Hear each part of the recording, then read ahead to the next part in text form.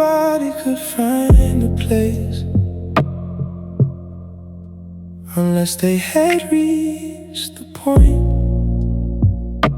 where memories hurt more than silence. There were no signs, no advertisements, only a small plaque. Memories received today.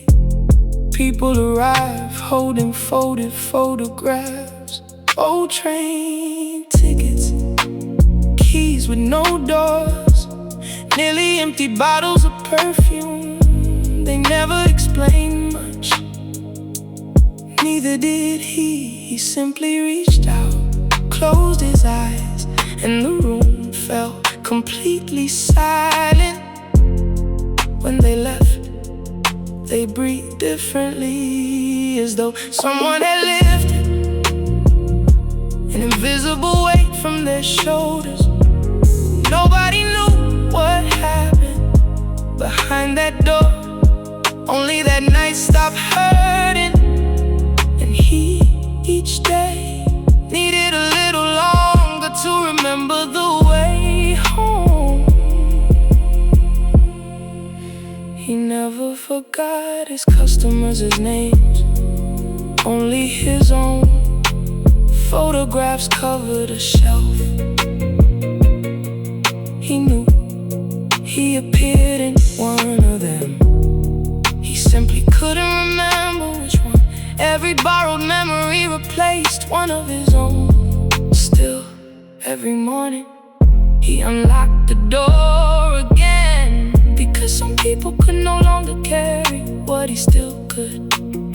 One afternoon, a woman placed a wristwatch on the table.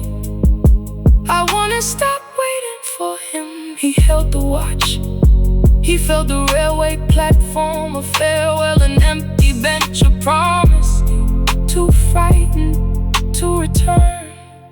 When he opened his eyes, she smiled as though she could finally breathe. He didn't. He looked at the watch. He couldn't remember whether he'd ever owned one. Just like years passed, the city slowly forgot the man existed, and he slowly forgot why he kept opening that door, until one morning he found an envelope written in his own handwriting. Inside, only one sentence: the day you can no longer remember who you are, close the door forever. It will mean you saved us all. For the first time, he didn't open, he simply sat, surrounded by photographs that no longer belonged to anyone he recognized. Only then did he understand he had never sold, forgetting he had given away pieces of himself. And he realized far too late, we don't disappear when others forget us. We disappear when no memory remains strong enough to lead us back to our own name.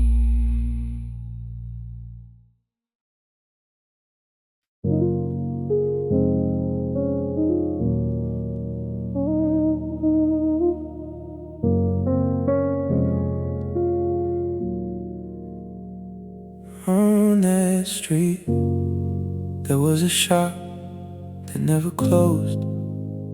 No bright windows, no glowing signs, only an old wooden board. Excuses always in stock. Every morning, a queue formed outside. One customer left saying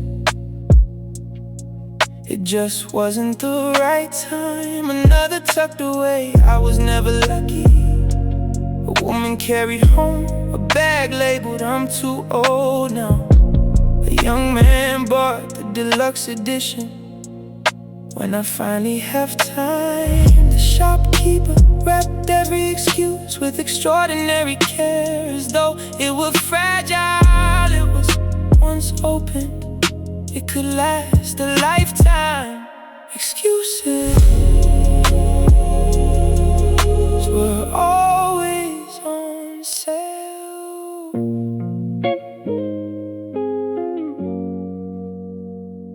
That's why the shop never lacked customers. In the smallest corner stood a dusty shelf. Nobody walked towards it, on it rested a single box. No price, only one label: responsibility. Never sold out, never discounted, simply never requested. Until one afternoon a child walked in, looked around, pointed at the box. How much is that one?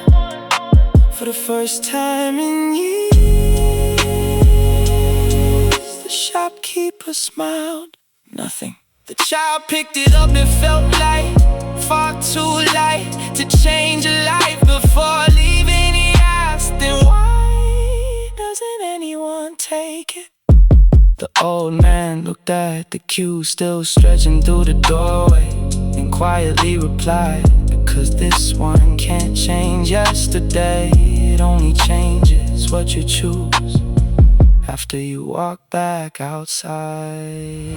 The child nodded, he never returned. Years later he built businesses, made mistakes, lost everything, started again, fell again, rose again. Whenever people asked how he'd done it, he simply smiled. He never mentioned the little shop, because he'd learned that excuses always promise an easier life, never a different one. And every morning the shop remained full, except for one thing: the dusty shelf was empty. Not because everyone finally wanted the box, but because it had never really been for sale. It had always been waiting for someone willing to carry it.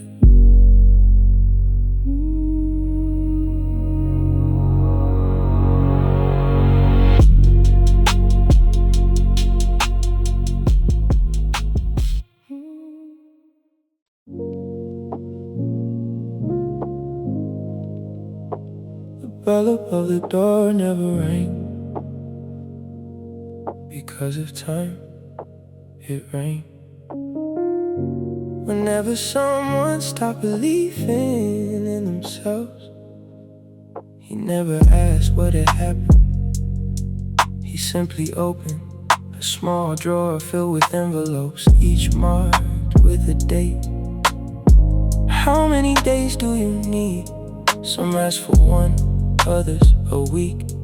The truly desperate asked for a month. He nodded, broke the seal, and something changed without a sound.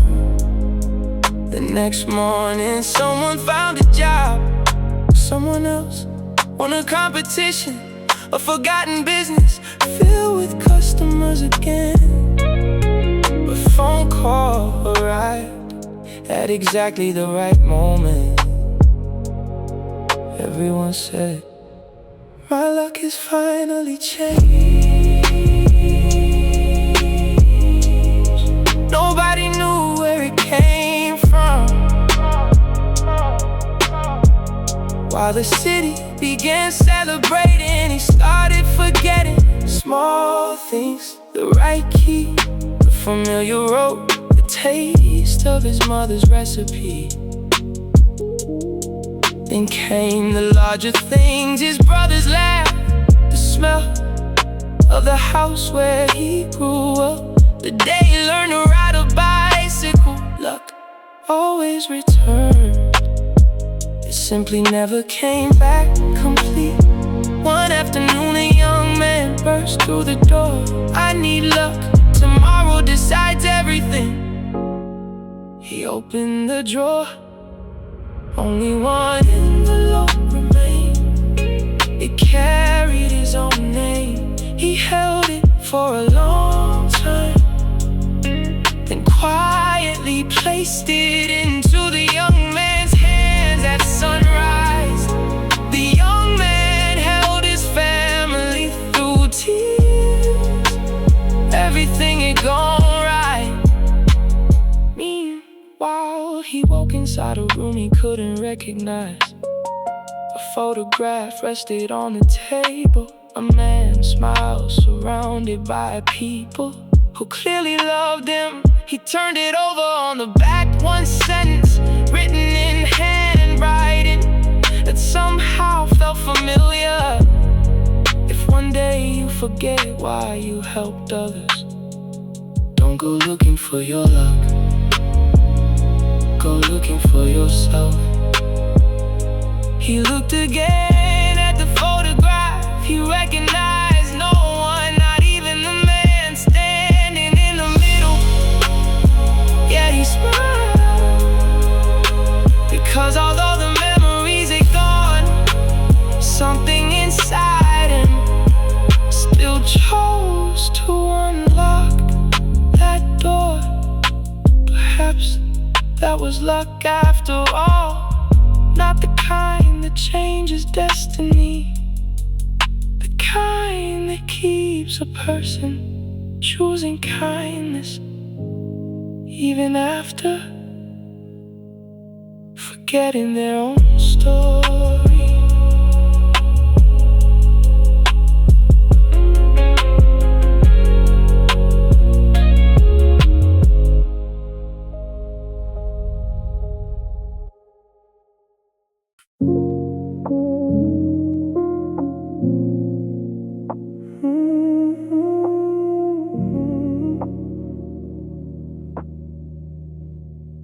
They say ego has no color. That's why nobody notices the exact moment it begins to breathe inside them.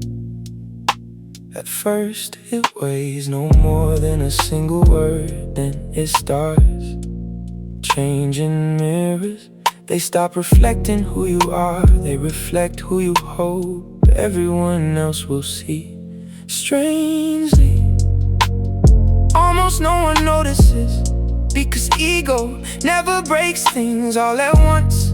It moves them a few inches every single day. First, gratitude disappears, then the courage to apologize later, the joy of celebrating someone else's success, until one day, without realizing, you can't remember the last time you asked, how are you? Ego never raised its voice, it simply turned down every voice that wasn't your own. One morning, he woke to a house that felt unnaturally quiet. No arguments, no slammed doors, no goodbyes, only the absence of the people who once filled those rooms. He thought the world had grown cold until he found a note hidden behind the photograph. No signature, only one sentence: we grew tired of competing with someone who never stopped competing with himself. He read it again and again. For the first time in years, the mirror looked like glass instead of a stage, because he stopped searching for his reflection and began searching for the people who were no longer there. Some lose friends to lies, to money, to distance. He lost them to conversations that had only one leading role. Too late, he understood ego doesn't leave you alone overnight. It simply makes sure that one day you look around and discover there's nobody left who still wants to tell you their story.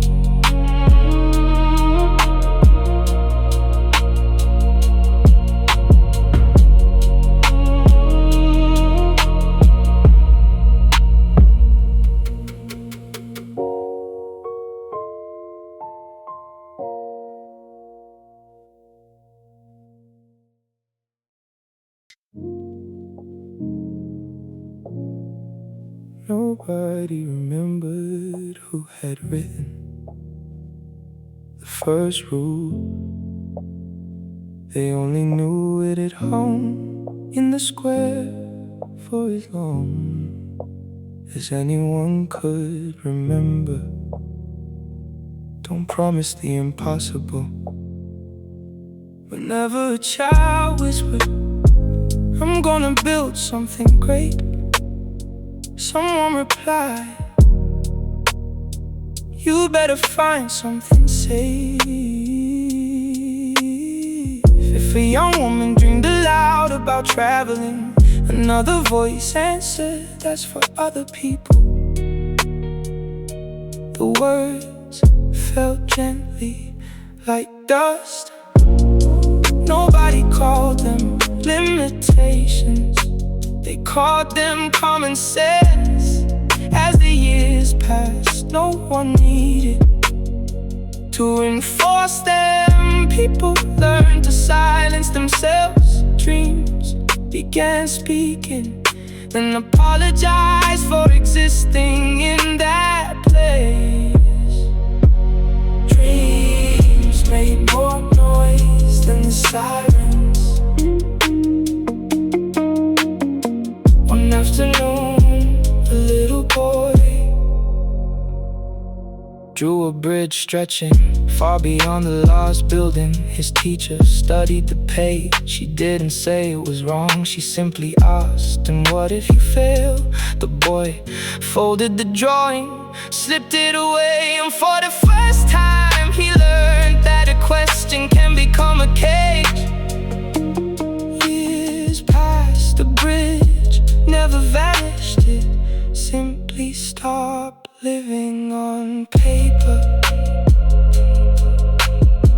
Until one evening as a grown man he found that drawing again inside an old box. The paper was creased, the ink had almost faded, yet the bridge still reached the other side. He spread it across the table, looked at it for a long while, then quietly left. No suitcase, no speech, only that folded drawing inside his pocket. The next morning, the square looked exactly the same. The rule still hung where it always had. The same voices repeated, the same sentences. Only one thing had changed. For the first time, someone walked beyond the corner without asking permission from other people's fears. Because he finally realized the neighborhood had never outlawed dreams.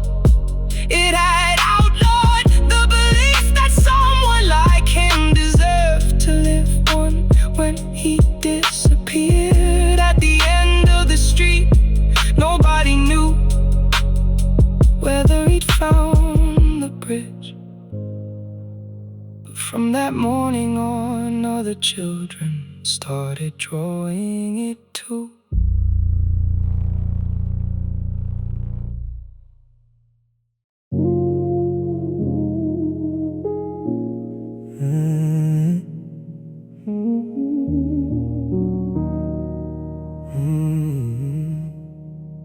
He never answered the rumors while others spent their voices. He spent his early mornings, they said he'd been lucky that someone had opened the right door, that it was only a matter of time before everything fell apart. He listened, smiled, and carried on, because he learned that words only hold the power you decide to lend them. He never built revenge, he built momentum. Every criticism became another page, every insult another hour of work, every doubt another reason to return tomorrow. Others collected opinions, he collected discipline. After a performance, a young man asked, how do you stop yourself from answering back? He looked at his hands, they carry scars, not from fighting, from building. Then he replied, if I turn every stone into another stone, I'll only end up with a bigger pile. I'd rather learn how to build bridges. The young man said nothing, because he understood that strength isn't always about returning what you're given. Sometimes it's choosing what to make from it. As the years passed, many voices faded away, not because they changed, because time had found something better to listen to. He kept waking early, not to prove anyone right or wrong, but because he had discovered the loudest applause never comes from outside. It arrives the day you can look at yourself without owing an explanation to anyone. Only then did he realize he had never lived off envy. He had lived off the decision never to become it. And that was the only business that never went bankrupt.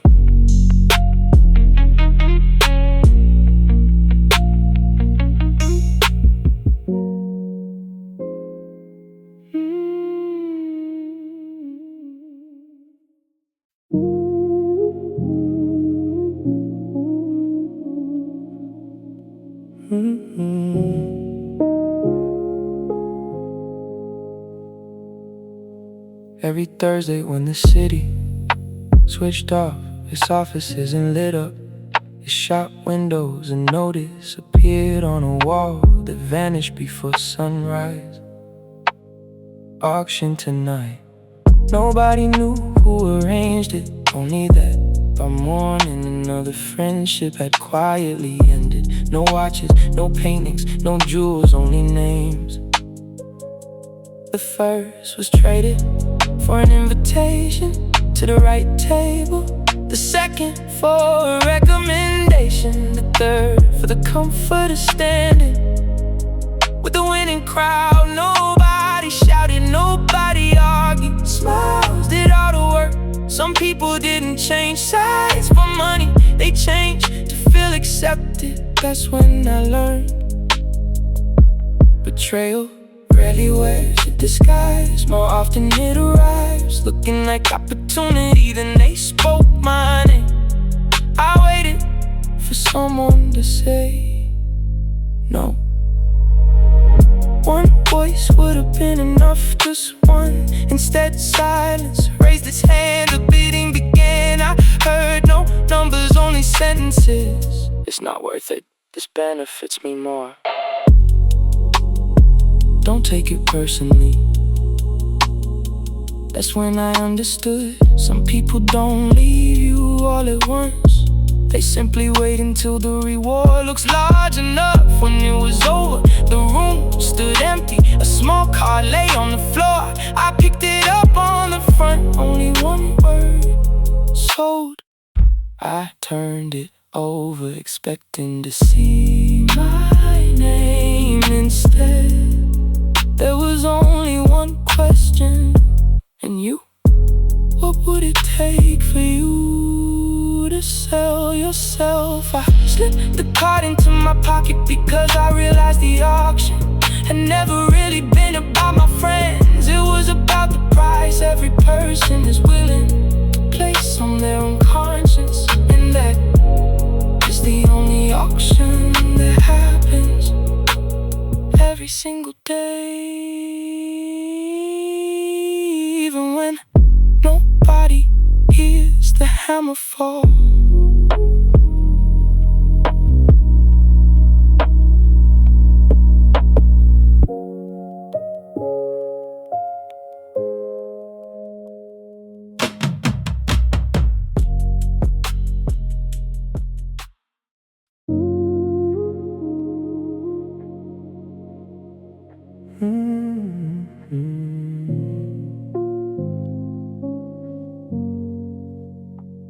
They said the place never appeared twice on the same street.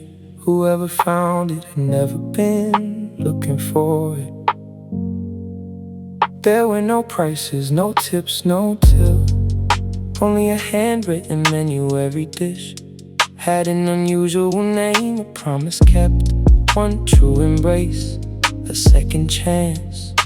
Nobody understood how it worked until the bill arrived. The chef never asked, "How will you pay?" He asked, "What did you protect?" When walking away would have been easier. Some reached into their pockets, they found cash, cards, keys. None of it mattered. Others lowered their eyes, not because they were poor, because they realized they had spent years collecting possessions and very little that truly belonged to them. Nobody asked how much you owned, only how well you cared for what you loved. A woman placed an old letter on the table. I never sent it. The chef held it for a few moments, then quietly served her a meal. A father laid down a photograph, one smooth from years inside his wallet. He said nothing, he didn't need to. He was welcome to. Late that evening a man arrived, wearing a watch worth more than the building itself. He placed it on the table, waited. The chef gently slid it back. Here, time isn't measured by its price, only by who you chose to spend it with. The man closed his eyes for the first time. He looked truly hungry when the final play was clear. Not a single coin remained on any table, only quiet stories that would never be told quite the same way again. Everyone left with a full stomach, yet it wasn't the food that had nourished them. They had learned that life always brings the final bill, and it almost never accepts money.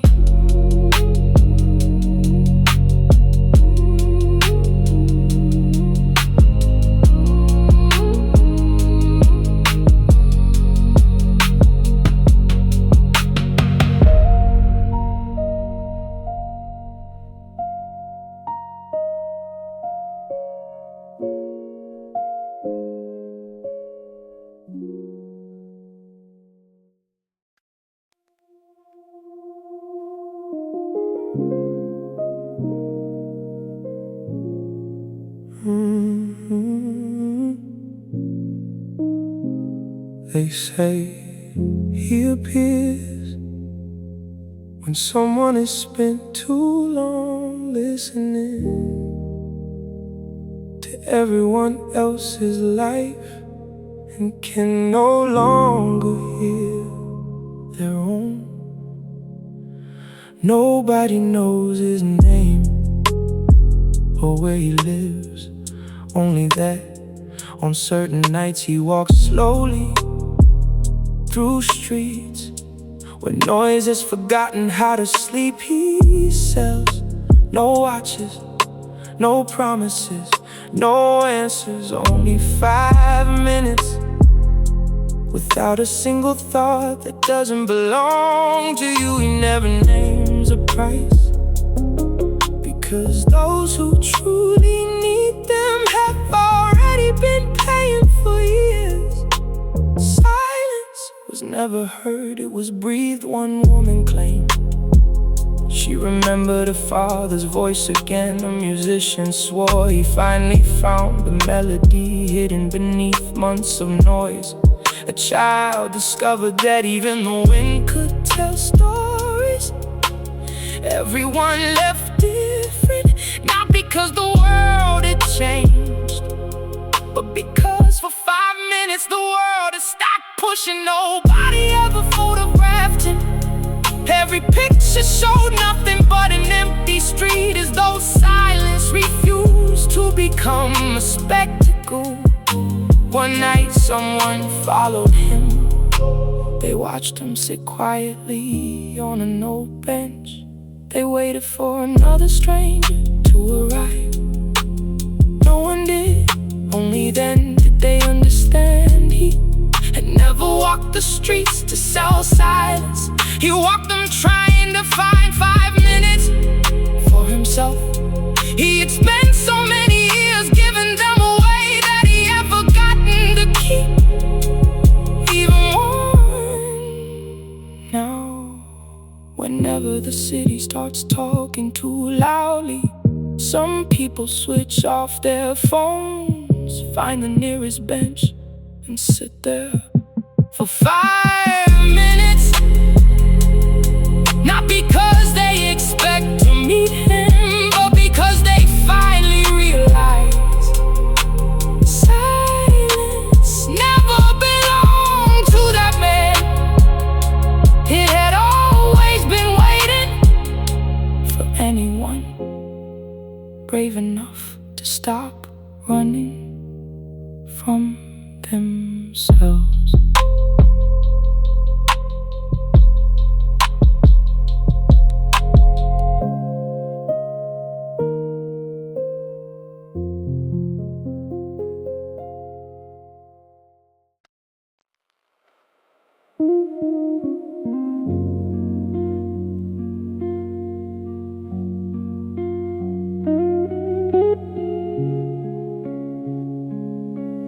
I pushed open a door that wasn't marked on any map. No ticket desk, no visitors, just a no-rusted sign. Please don't touch the exhibits. The first room smelled of freshly cut timber. An empty shop stood there. The sign already had a name. The lights were installed, the keys rested on the counter. The only thing missing was the person who kept saying, one day. The next room whispered, a microphone gathering dust, an open notebook, the final page untouched. Thousands of songs that died before their opening line. Further down, a table was laid for two. The meal never went cold because nobody arrived. One chair was occupied by an I love you that stayed hidden until it forgot how to exist. I kept walking, a child's bicycle, a football against the wall, a blue bedroom in the corner, a father learning how to hug his child, only inside his own imagination. Nobody cried there, that was the unsettling part. The silence didn't hurt, it weighed. At the final corridor, there were no room numbers, only names. Thousands of them, people still alive, who had already buried entire versions of themselves. Then I found mine. The door was half open, inside was the life I would've lived if I carried on waiting for the perfect moment. I closed it gently, not because I wanted to forget it, but because I realized I still had time to make that room disappear forever. The museum was full of people who were still alive, and in that moment I understood there are no ghosts, only choices, still waiting for someone brave enough to open the right door.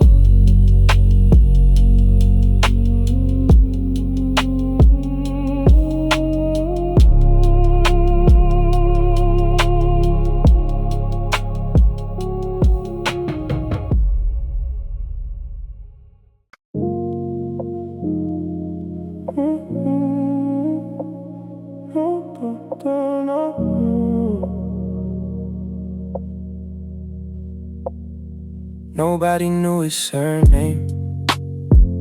People simply said, go see him. And by the next morning, someone would wake up to find the whole neighborhood looking at them differently. He didn't sell food, he didn't sell favors. He sold versions of people.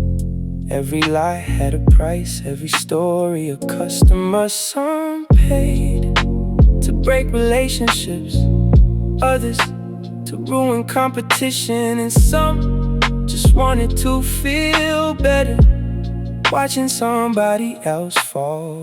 He never dirtied his hands, he planted tiny sentences. Curiosity did the rest. He always said, I never force anyone to believe. Everyone nodded while buying the next story. Soon the neighborhood stopped trusting even a simple good morning. Parents locked doors, friends lowered their voices. Empty chairs started appearing around every table. Lies had become faster than truth itself. Then one day, a different rumor arrived. Nobody knew where it began. People whispered that the rumor merchant had secrets of his own, that he spent years deceiving the very people who kept him in business. He laughed like always. He expected it to disappear, but this time nobody asked him if it was true. They simply followed the lesson he had taught them for years. Believe first, think later. The phone stopped ringing, the customers vanished. Doors that once opened without knocking were quietly locked from the inside. He tried explaining, nobody listened. He tried defending himself, nobody answered. Only then did he understand the business he had created. Lies never belong to the people who invent them. They only wait to decide who they'll consume next. The rumor he sold came back with interest. It didn't take his money, it collected. The only thing he could never earn back, his name.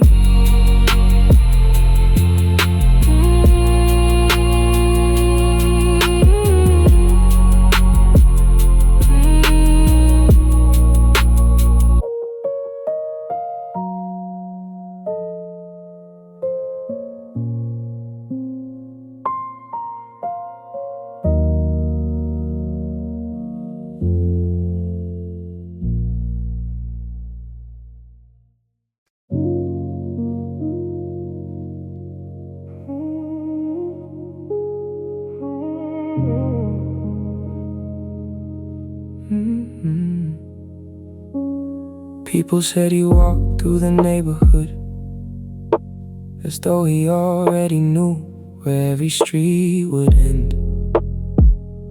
He never turned around, not when someone called his name. Not when a door slammed behind him, not even when footsteps follow close.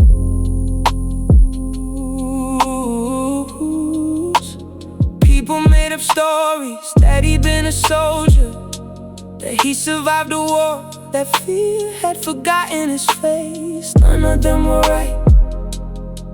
An old woman once said, memories collect debts for a living. If they realize you still live at the same address, they always come back. He learned that lesson far too young. Once he returned to the bench where he promised to come back. The person waiting for him never did.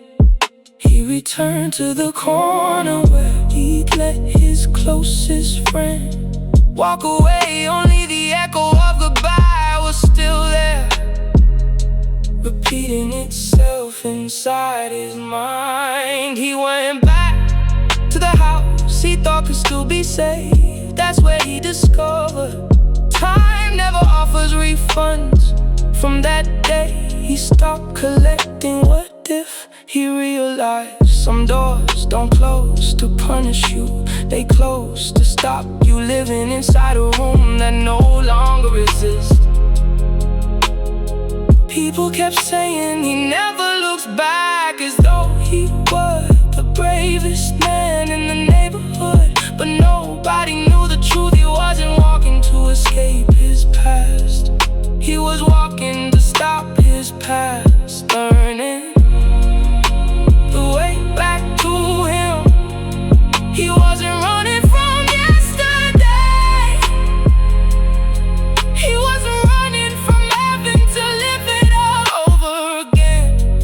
That night I finally understood the strongest people aren't the ones who never fall, they're the ones who refuse to build a home inside a memory.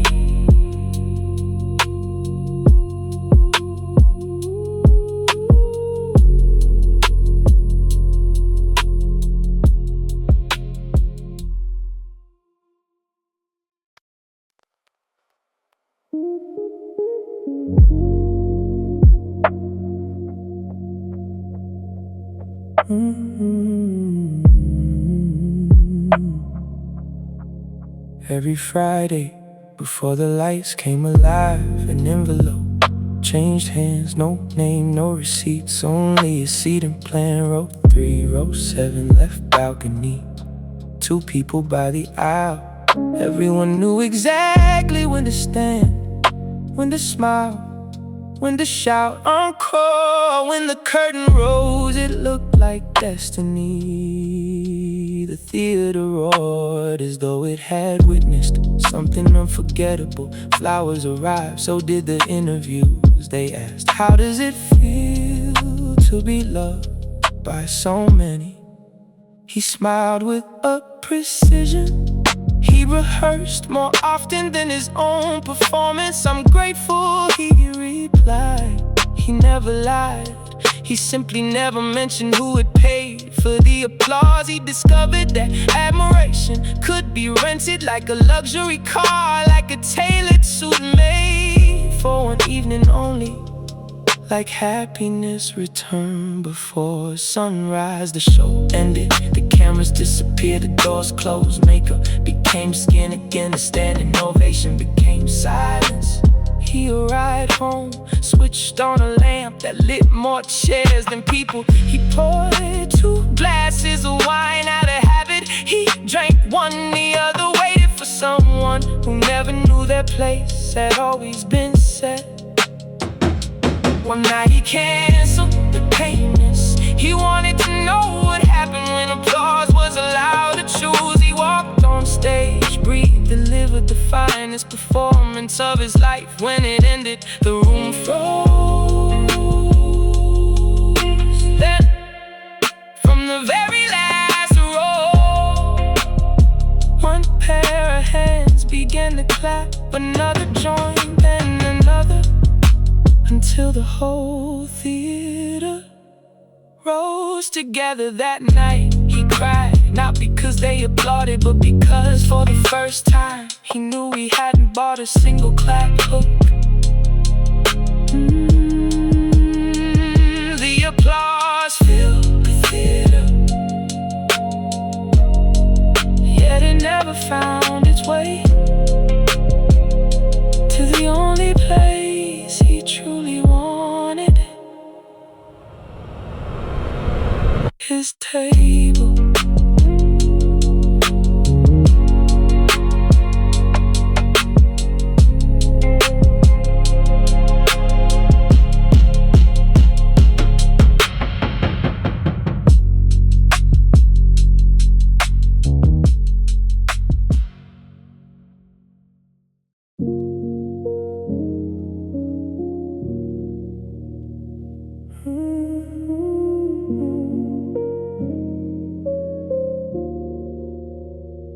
The address never appeared on any map.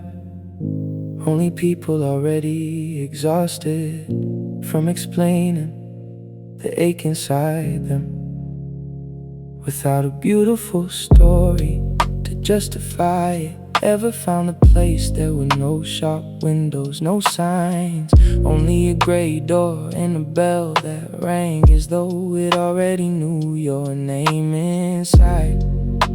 The air smelled of freshly developed photographs. Endless shelves lined the walls, every box had a label. The perfect summer, the love of your life, a father who never left. The night everything changed. The shopkeeper never asked questions. He simply smiled. Which emptiness would you like to stop carrying? People chose the way, others buy bread. Some walked away, remembering beaches they never seen. Others, a childhood that had never happened. Some paid extra for a beautiful goodbye instead of an honest life. As time passed, every conversation started sounding identical. Everyone had watched the same sunset. Everyone had loved the same perfect person. Everyone cried the same tears, impossible. Yet nobody wanted to notice, because once the heart repeats a lie often enough, it begins asking for a place among the truth. I bought one too, just one. I wanted to know what happiness without conditions felt like. At first it was only a story, then a detail, a name, a date. One morning I found a photograph. I was smiling beside someone I'd never met, yet somehow I remembered the sound of their laughter. That's when I understood the real price. The factory never sold memories, it bought the real ones, replacing them so quietly. You never noticed until one day you no longer know which scar belongs to you, or which embrace actually happened. My life lasted so long, it eventually introduced itself as my past. And now whenever I close my eyes, I'm not afraid of forgetting. I'm afraid of remembering a life that was never mine.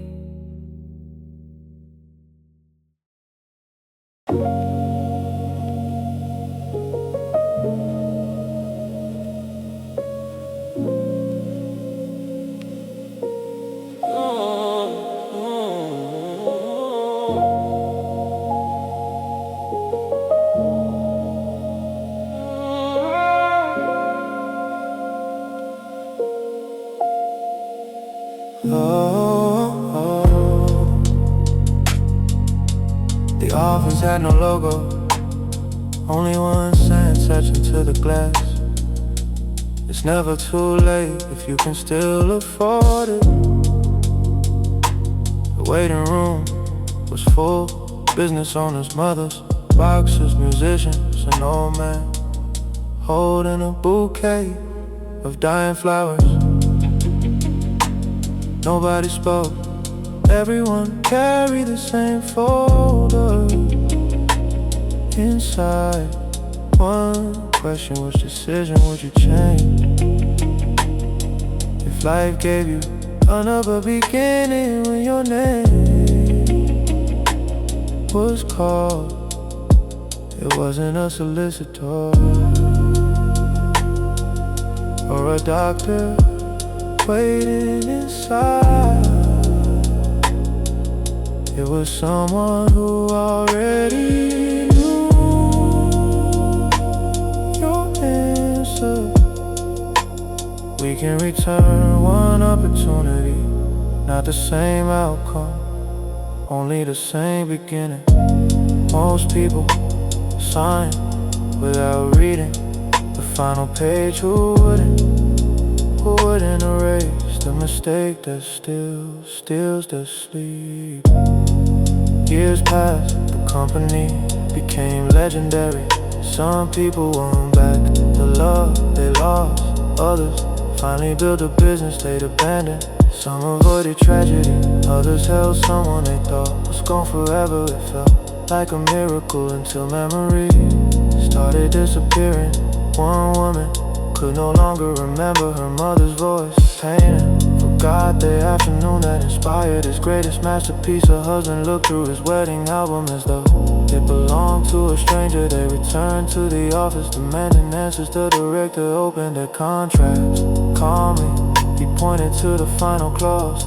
Every new future needs room to exist, and the largest space always belongs to your happiest memory. Only then did they understand they hadn't paid with money. They had paid with the one memory that made every difficult day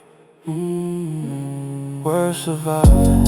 Years later, the company closed forever, not because it had no customers, but because nobody could remember why they wanted another chance in the first place. I bought another tomorrow by forgetting my finest yesterday, and that's when I realized the future is never richer if the price is erasing the only proof you were once truly alive.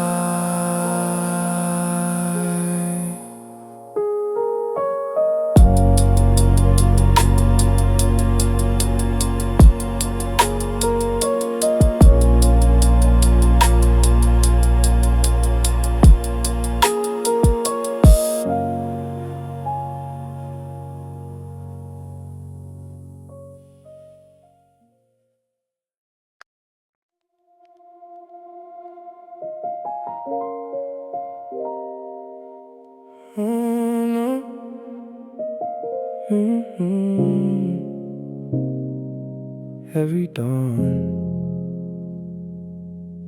before the city remembered its own noise, something fell across the rooftops. They were not stars, they were abandoned wishes. Some arrived glowing as if they still believed in their owner. Others landed broken, marked by excuses, by fear, by "I'll start tomorrow." Only one man could see them. He picked them up without asking questions, hid them beneath his coat, and crossed narrow streets toward the hidden workshop. No one entered by accident. There were no certificates there, no trophies, no photographs of success. Only long tables, old tools, unsigned papers, and small lights breathing inside glass jars. One wanted to open a restaurant bearing a mother's name. Another wanted to sing, but it died in the throat of someone too ashamed to try. There was a book without its first page, a journey folded inside a locked suitcase, an apology that had spent years searching for a brave mouth. He repaired them slowly, wiped away the dust of doubt, stitched the damaged edges, turned "I can't" into one small spark of "not yet." Then, while the world slept, he placed each longing in the path of someone still hungry enough to try. And the city began to change. A shop opened its doors, a trembling voice filled the stage. A son received the letter that arrived late, but arrived a woman bought a ticket without asking, fear for permission. Everyone spoke of luck, of signs, of miracles. Nobody mentioned the man who returned every night with wounded hands and a back carrying other people's futures. Years passed, the workshop grew almost empty. Then beneath the table, he found a small box, no label, no glow, no demand for attention, only a heartbeat. He opened it carefully. Inside was a road he had never taken, a song with no owner, a life waiting for its first step. An old woman who always left warm tea by the entrance said that one wasn't found outside, that one was born with you. He tried to answer, but no words came. He had built restaurants, books, forgiveness, journeys, families, stages, new beginnings, yet he had never asked what name his own story should carry. Then he understood the most elegant way to lose yourself. It does not always look like falling. Sometimes it means lifting everything others left behind, until your hands are too full to hold yourself. I built 100 futures and forgot to write my own. And that night, for the first time, he closed the workshop up before sunrise, not to rest, but to search for the only life that still belonged to him.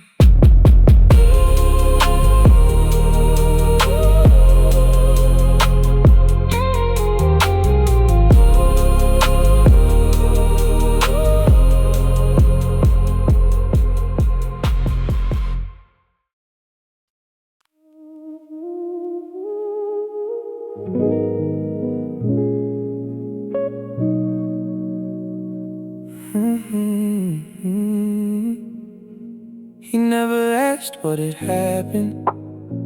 He simply placed a contract on the table. Sign here.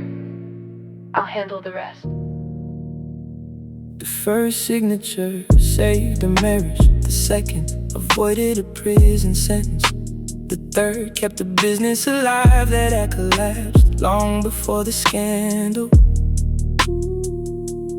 Word spread faster than any apology. He had discovered the perfect profession. For the right price, he appeared, lowered his head, accepted the story, carried the disgrace, then vanished. Families sat together again. Business partners kept smiling. Politicians made fresh promises.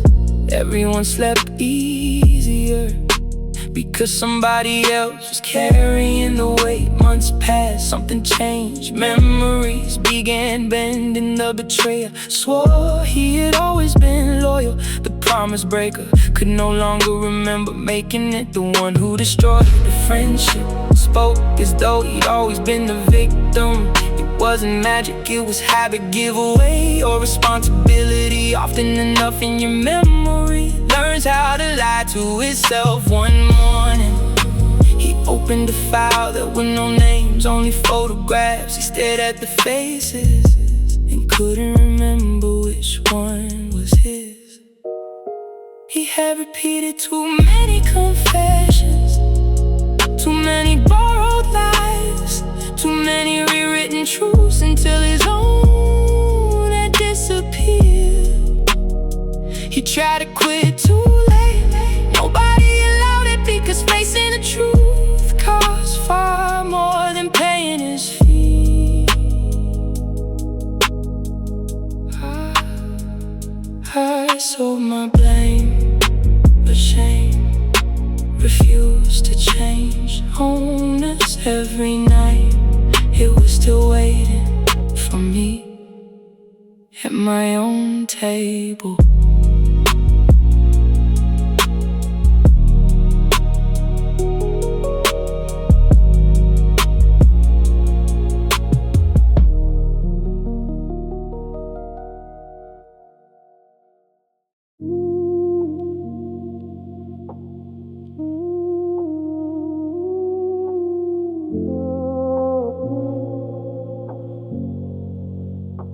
The lift had only 2 buttons: rise, disappear.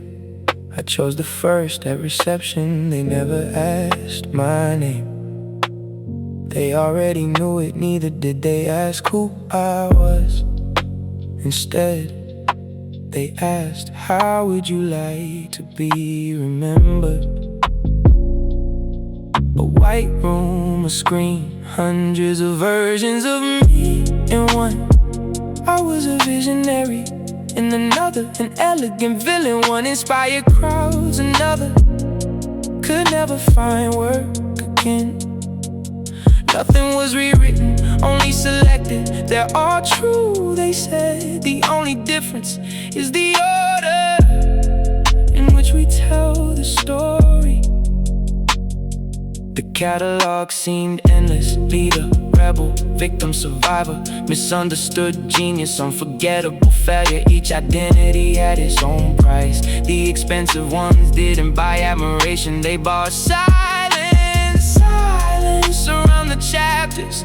Nobody wanted to reopen. I signed within weeks. Everything shifted, cars arrived, doors open. Newspapers praised qualities they had ignored for years. People repeated my story as though they had lived it. Then a child asked for my autograph. He looked at me the way people look at someone who never fails. I couldn't write because that hero wasn't entirely me. That evening I returned. I asked for my old reputation back. The receptionist smiled, closed my file. I'm sorry, the original edition. Stop being produced the day you stop believing in it. I walked away without arguing, because I finally understood I had never been the product. The product was always the world's desire to reduce a human life to a single label hook. I didn't change my life, I changed the brochure, and one new cover was enough for the world to stop reading the rest of the story.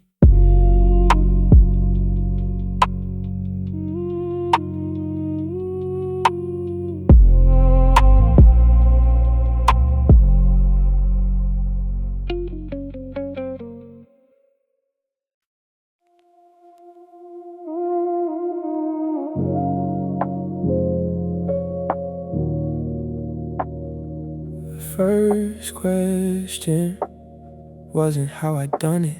It was, where did he really get all that? Nobody spoke about effort. Every conversation searched for a hidden shortcut. Maybe someone had helped me. Maybe I cheated. Maybe I knew the right people. It seemed impossible for success to arrive on its own. I grew up on streets where ambition needed permission. Owning a decent car became gossip. Reading books made you unusual. Talking about plans sounded arrogant. Thinking bigger, almost betrayal. I learned to celebrate quietly, not because I lacked reasons, because applause changed its voice. After turning the next corner to your face, they smile. Behind your back, they investigated. They weren't judging what I'd achieved. They were judging how badly I no longer fit the story they'd written for me. One afternoon, I returned to the park where I spent half my childhood. The same court, the same benches, the same conversations, circling people who weren't even there anymore. Only one thing had changed me, and that alone was enough to make me a stranger. Not because I've forgotten where I came from, but because some people mistake growth for abandonment. I never argued, I never explained.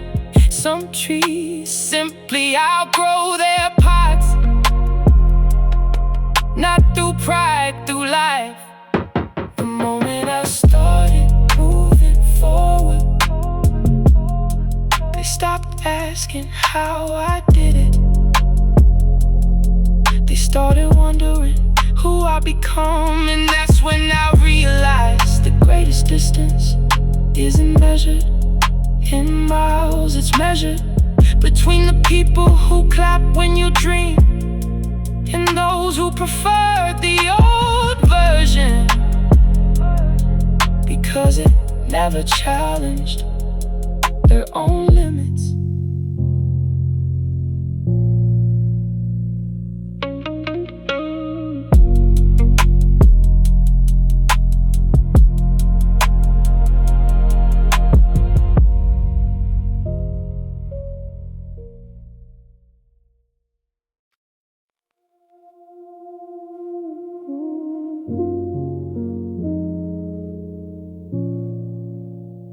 Before I entered,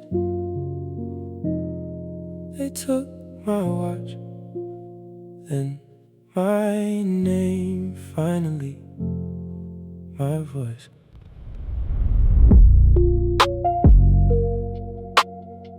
Nobody spoke, not the guards, not the people waiting.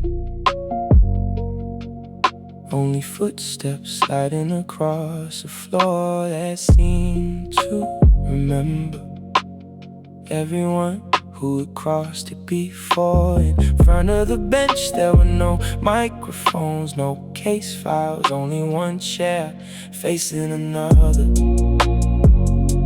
The judge looked up, no questions, he simply waited. At first I thought something had gone wrong. A few minutes later I tried to explain myself, my lips wouldn't move. That's when I understood words weren't allowed there. Time became heavier than the room itself. A man tightened his fist whenever his brother's name appeared on a blank screen. A woman closed her eyes as someone placed an old photograph before her. Nobody needed a confession, everything was happening inside what neither of them could bear. When my turn came, the judge slid a blank sheet across the table. He waited, no notes, no questions, none were needed. I remembered the phone call I never returned, the apology I kept postponing, the embrace I traded for 5 more minutes of pride. I tried to push them away, I couldn't silence, made them louder. The judge closed his eyes, nodded once, struck the bench. The verdict was only one sentence: guilty of everything still waiting to be said.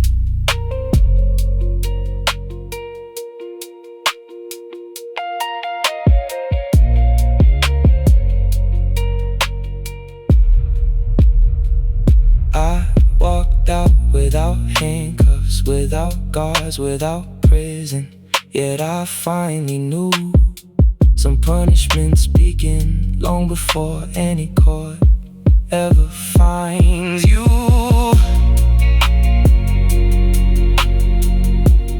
I was found guilty for a sentence I never spoke, because silence writes biographies too. It simply chooses invisible ink.